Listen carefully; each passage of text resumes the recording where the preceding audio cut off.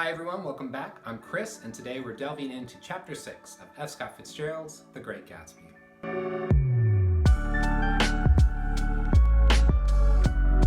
In Chapter 5, Gatsby, a mysterious rich guy, and Daisy, a self-proclaimed cynic, are reunited after 5 years. During those long, cold nights alone in his mansion, I imagine Gatsby dreaming of Daisy and smashing the like button.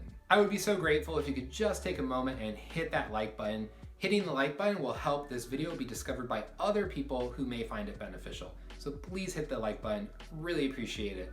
Thank you.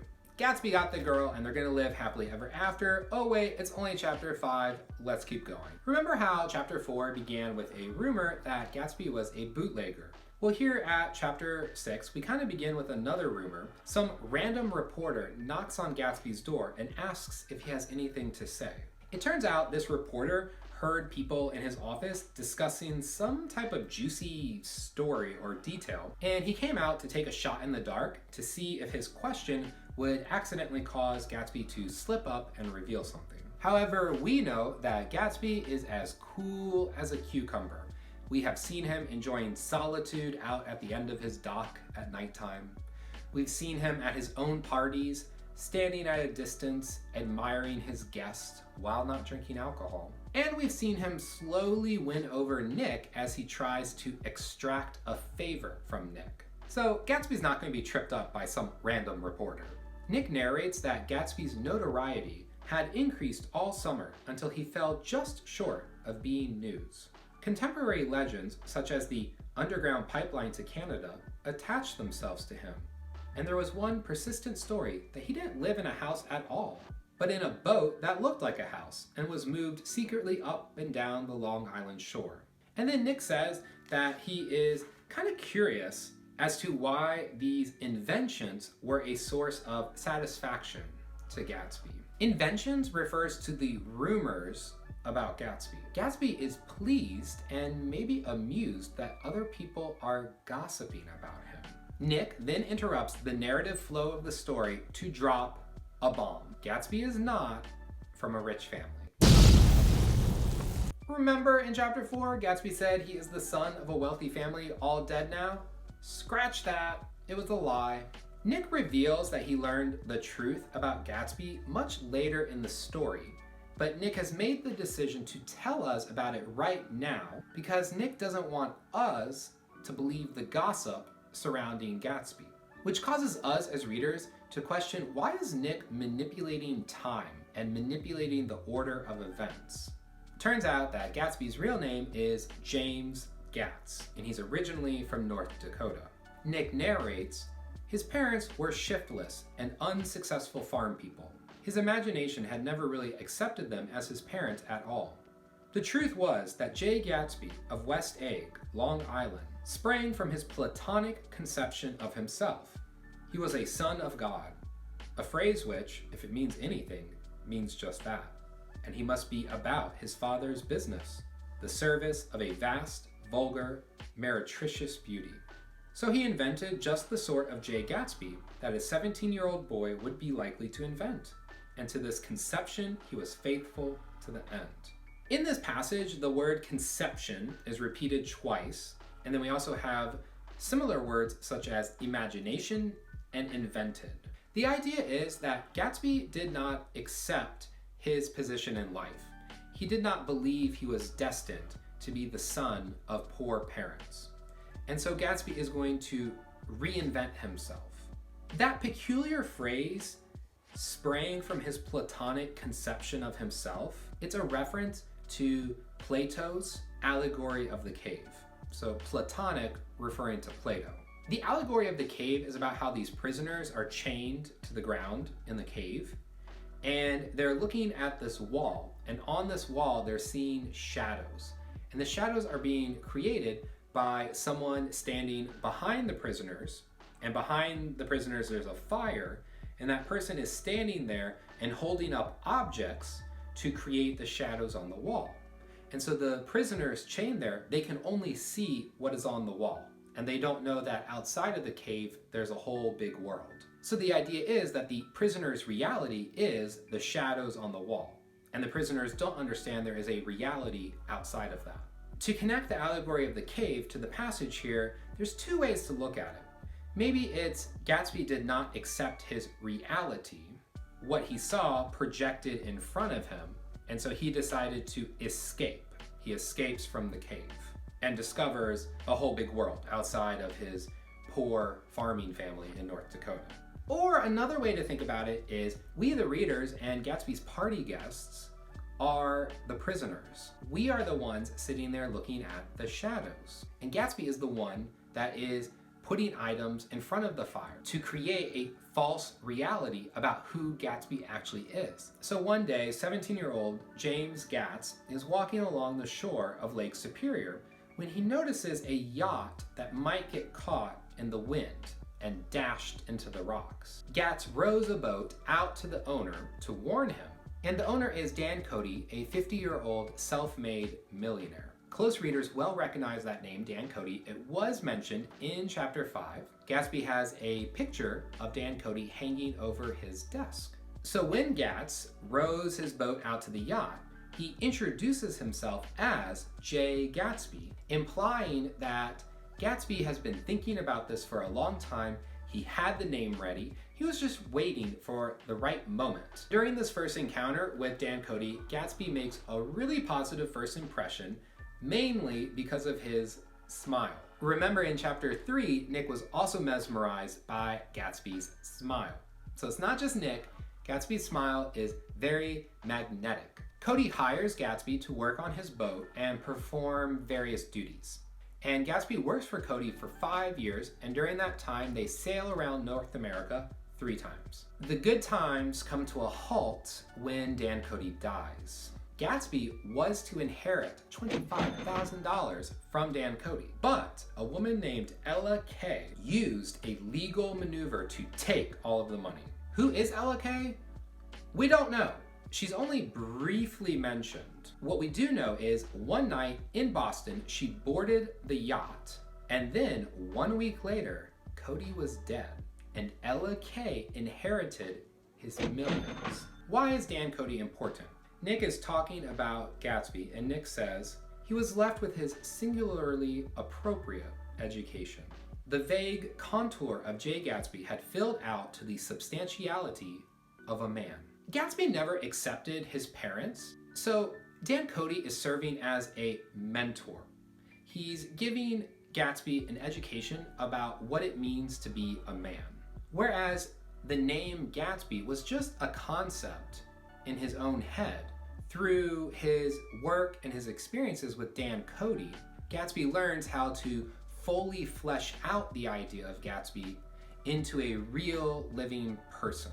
Dan Cody represents the American West, which at the time was the frontier. It symbolizes exploration. He was a self-made man who made his millions from precious metals. So Gatsby is someone that doesn't accept that he was born to a poor family.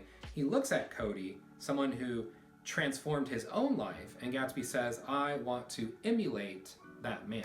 Turns out that Dan Cody's demon was alcohol, and it is implied that Dan Cody got into a lot of fights and conflicts because of his drinking, and that is the reason why Gatsby doesn't really drink. Nick concludes his tangent into Gatsby's past and then proceeds to remind us that Nick is an interesting guy with interesting things happening in interesting New York City, and his whole life does not revolve around J. Gatsby. Okay, Nick, we believe you. Apparently, Nick has been hanging out with Jordan Baker and trying to win over Baker's aunt. Anyway, one day, Nick decides to go over to Gatsby's mansion.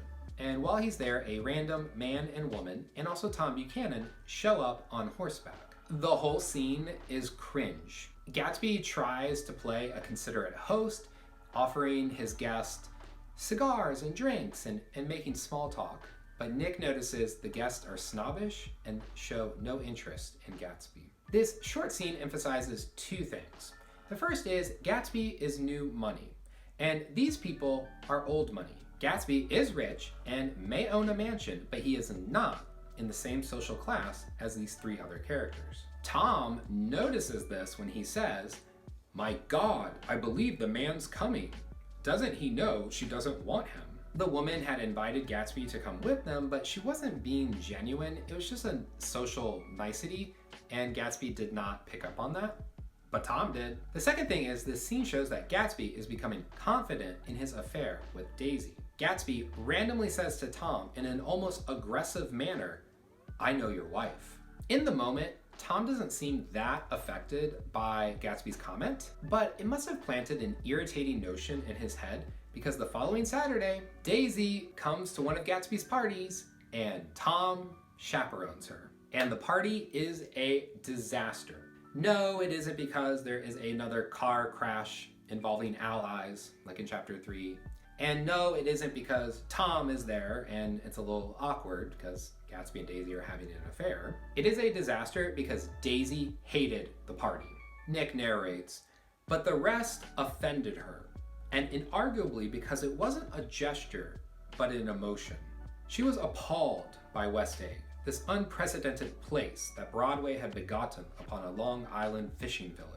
Appalled by its raw vigor that chafed under the old euphemisms and by the too obtrusive fate that herded its inhabitants along a shortcut from nothing to nothing. She saw something awful in the very simplicity she failed to understand. West Egg is new money. So these are going to be people who recently acquired their wealth, and they might not behave in the same way that old money people do.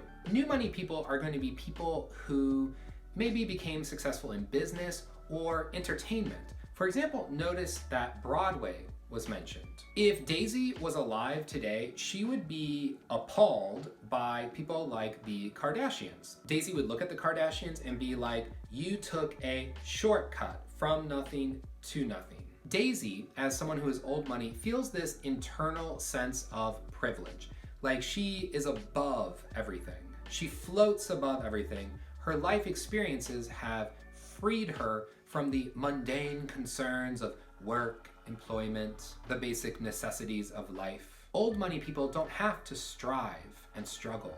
They've inherited all of their wealth. If they have any concern, their concern would be capital preservation.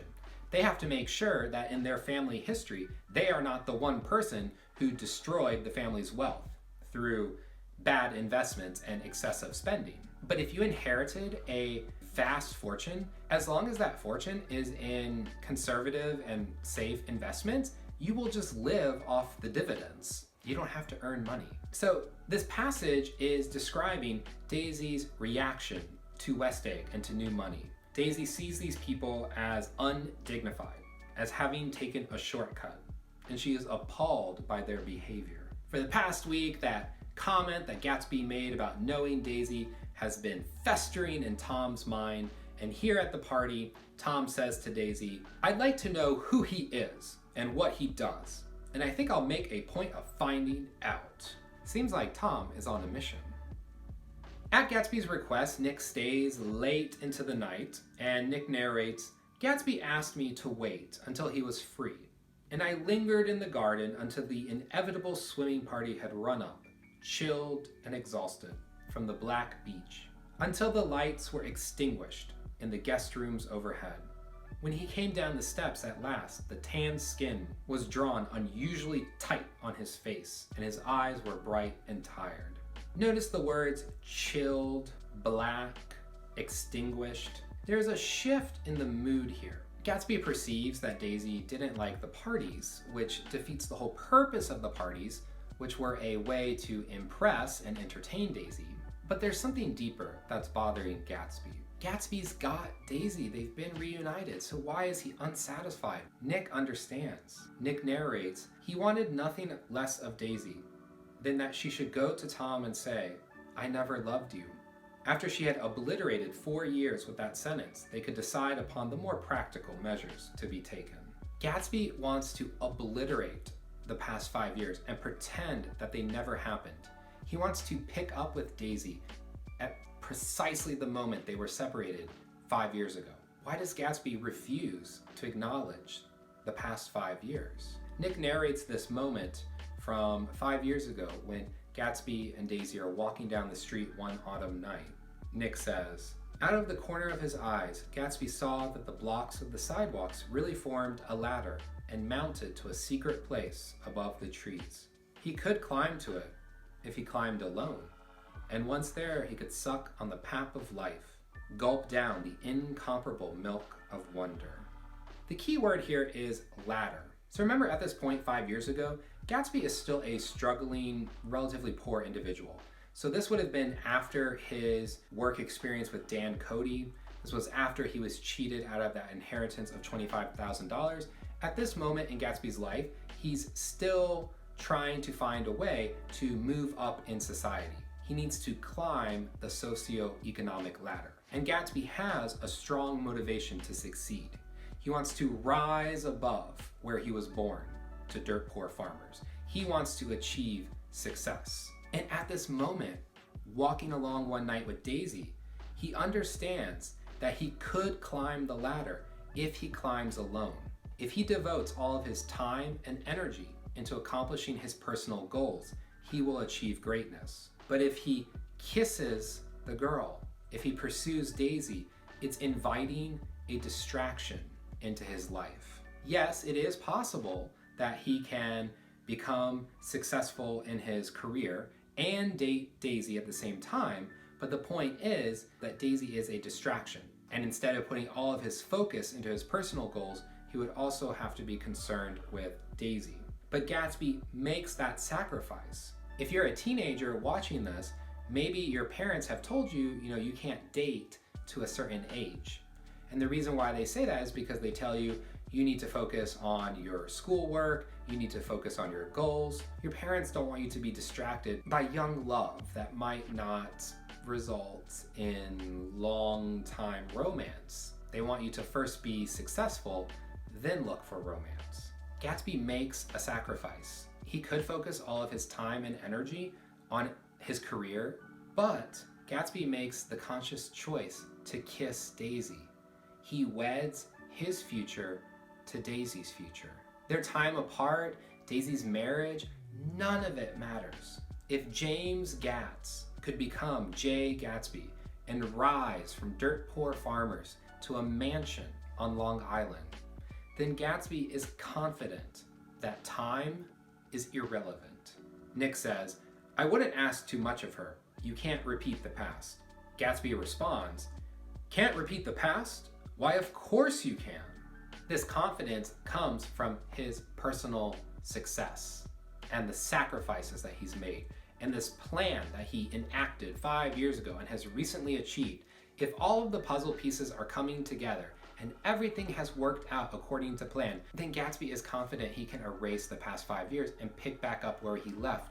But of course, we, the reader, understand the problem is this is all from Gatsby's perspective. He is not considering that Daisy is an autonomous woman who has changed over the past 5 years. She did not sit around and wait and pine for Gatsby. She lived a life.